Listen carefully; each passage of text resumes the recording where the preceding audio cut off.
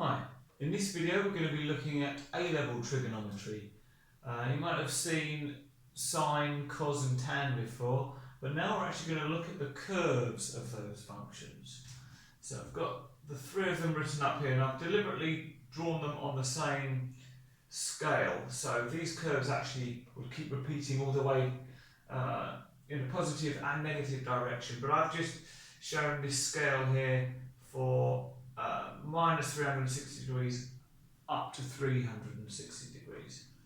So if we look at the sine curve to start with, you can see, well, actually this curve is repeating over a 360 degree period. So it's going to do the same here and then the same again here. So the sine of 0 is 0. The sine of 180 degrees is also 0. And you can see that the peak of the curve is at 1 and the minimum values are at minus 1. Now the cosine curve looks very similar to the sine curve. In fact, it's the same, it's just shifted by 90 degrees. So instead of being at 0, instead of where we had sine of 0 being 0, cos of 0 is actually 1. And cos of 90 degrees is 0. Okay. Now, tan curve is slightly different. Instead of repeating over a 360 degree period, it actually repeats over 180 degrees. Okay. What that means is, if we look, let's go to 0. So tan of 0 is 0. Tan of 180 degrees is also 0. Tan of 360 degrees is also 0, and so on. Now, I've actually changed the scale on the y-axis here, because what happens with the tan curve is we've got an asymptote at minus 90, 90, 270. So what that means is the tan, if we look just before 90 degrees, tan of 89.999, say, that is going to be a very, very, very large positive number. If we go the other side of it and look at tan of 90.0001, that's going to be a very large negative number. Okay. Now, let's have a look at some questions that we might be asked, and we'll see why it's useful to know what the curves look like. So, here we've got sine of theta. And theta is often used, especially in A-level, just to indicate some angle. Okay. So we've got sine of theta is equal to a half. What is theta? Okay. Well, the easiest way to answer this is to take our calculator. And if we know that sine of theta is a half, well, we can use the inverse sine function. And we can on its shift sine to get sine to the minus 1 of a half, so I'll put 0.5, and we get that theta is equal to 30 degrees, which is correct. But that is not the full answer, because what you'll see is they've asked for theta, but for the range of minus 360 degrees up to positive 360 degrees. Now, because our sine curve is repeating, theta equals 30 would be somewhere here. So this is going to be half. But we're also going to get the same value over here. And then if we look in the negative direction, we're also going to get an answer here. And an answer there. So we're going to get 4 values. Now, because we know that this curve is symmetrical around 90 degrees, then, well, if we're working 30 degrees from 0, we can take 30 degrees away from 180 degrees. So we can say, well, theta is also equal to 150 degrees. Okay. So got any more positive values, but we have got our two negative values. Well, let's think. If we know that this first value of theta equals 30, it's 30 degrees from the left. So if we start at minus 360 and add on 30 degrees, we're going to have minus 330 degrees. And if we do the same over here, we're minus 180 degrees. We want 30 degrees to the left. So we're subtracting 30 degrees. So we're going to get minus 210 degrees. And what we can then do is use our calculator to check. So if we do sine of 30, we get 0.5, so a half. If we do sine of 150, we also get a half. If we do sine of minus 330 degrees, we still get a half. And finally, if we do sine of minus 210 degrees, we get a half again. So we know we've got our four values of theta. Okay. Now this might feel a little bit complicated using our curves to find all the different values. And there's another way that you can do that. That's using what we call a cast diagram. So I'm going to use the curves to show you how we create it, but you don't have to then use the curves to use the cast diagram. So the way we think of it is, well, we're just going to look at this part of the graphs, and we're going to say, well, I'm just going to split it into quarters. Okay, so we've got 0 to 90 degrees here, 90 to 180 here, 180 to 270, and 270 degrees back round to 360 degrees. Okay, well, let's look between 0 and 90. So which of these functions is positive in this range? Well, the sine curve is positive because it's above the x-axis. So is cos and so is tan. So I'm going to write all. Now, if we look at the second quarter, so between 90 and 180 degrees, the sine curve is still positive, the cos curve is negative, and tan is negative. So this is just sine. Now, if we look between 180 degrees and 270, well, sine is negative now, cos is still negative, but tan is positive. And finally, if we look between 270 degrees and 360 degrees, well, sine is negative, cos is positive, tan is negative. So the only one that's positive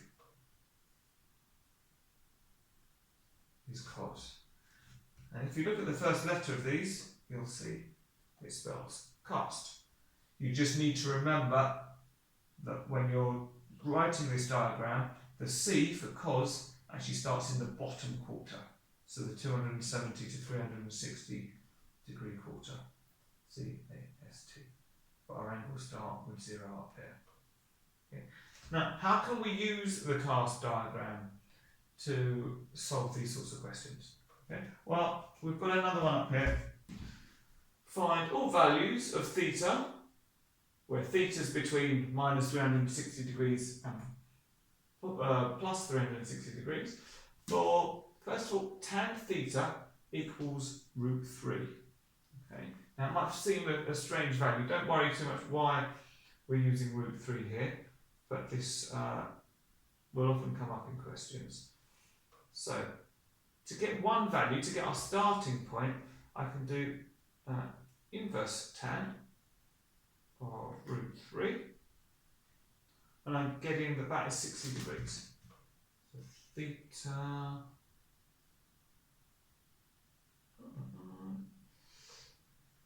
theta is equal to 60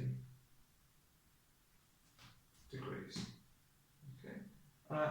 Because we know that the tan curve repeats every 180 degrees, we could use the curve here, but if we're trying to use our cast diagram, then what we can say is, well, up here, we've got tan as positive. So theta equals 60 degrees. So that's going to be an angle something like that. If we're starting 0 here, we've got 60 degrees here. Okay. Now, we need to look at what other quadrant are we going to have the tan curve being positive. Well, it's not in this one, it's not in this one, it's going to be down here. So if we continue this line here, and if you remember our opposite angles rule, if this is 60 degrees, this is 60 degrees, which means that starting here we've got 90, 90 plus 60, so we're going to have 240 degrees, also being a possible value for theta. Okay. Now we need to find our negative values. And the best way to do that is to remember that the tan curve repeats every 180 degrees, which we can see here. But also if you just remember that all of the curves repeat every 360 degrees, then we can take 360 degrees off of 60, which gives us minus 300. And take 360 away from 240 and you get minus 120 degrees. Okay. We've got another example here. Now, we've got, and I should just change these to show that this is just indicating they're two questions, they're not minor signs. Okay, so we've got cos of theta is equal to minus a half. Okay, again I'm going to use my calculator and I'm going to do inverse cos minus a half, and I'm getting that theta is equal to 120 degrees. Okay. Now, that is fine. We've got to remember that it's minus value here. So if we look at theta of 120 degrees on the cast diagram, well, this is 90. So to make it up to 120 degrees, that needs to be 30. 90 plus 30 gives us 120. Okay, but it's in the sine quadrant. That's because it's the minus, it's the negative angle. So where we'd expect all positive values of theta to be, for cos to be in here and here, the negative ones are going to be in here and also down here. So if we've got 30 degrees, we need, and we've already got it drawn for us, we need a line here where this is also 30 degrees. Okay, that's because the cos curve is symmetrical around 180 degrees. Okay, so this was 120. We want to know what this line is. So it's 270 degrees. We're going backwards, so minus 30 degrees. That's going to be 240 degrees. And then even though we've got a negative value of theta, well, so a negative value of cos of theta, we can still use the fact that our curves repeat every 360 degrees. So we can do 120 take away 360, which gives minus 240 degrees. And 240 minus 360, which gives us minus 120 degrees. Okay. And we can finally do a check with the calculator again. So if we do cos of 120 degrees, we get minus 0.5. Cos of 240 degrees is also minus 0.5. Cos of minus 240 degrees is minus 0.5, and cos of minus 120 degrees is also minus 0.5.